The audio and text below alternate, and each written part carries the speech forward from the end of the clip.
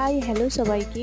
তো আজ বানিয়েছি বেঁচে যাওয়া কোয়াটার পাউরুটি দিয়ে একটা সুন্দর স্ন্যাক্স রেসিপি। ভাবলাম ফেলে দেবো কেন, চলো তোমাদের সাথে একটা নতুন রেসিপি তাহলে শেয়ার করা যাক, সেই কারণে ট্রাই করে নিলাম।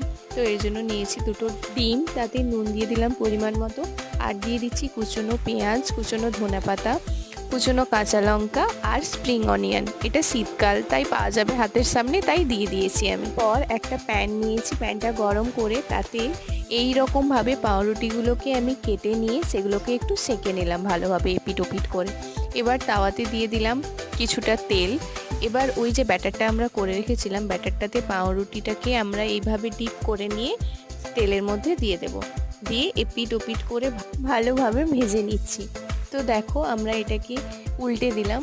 এরপর এটাতে আমি কিছুটা তেল দিয়ে দিলাম যাতে উল্টো দিকটাও ভালোভাবে ভাজা হয়। তো দেখো আমাদের স্ন্যাক্স রেডি, তোমরাও ট্রাই করো। তো দেখা হচ্ছে নেক্সট ভিডিওটা।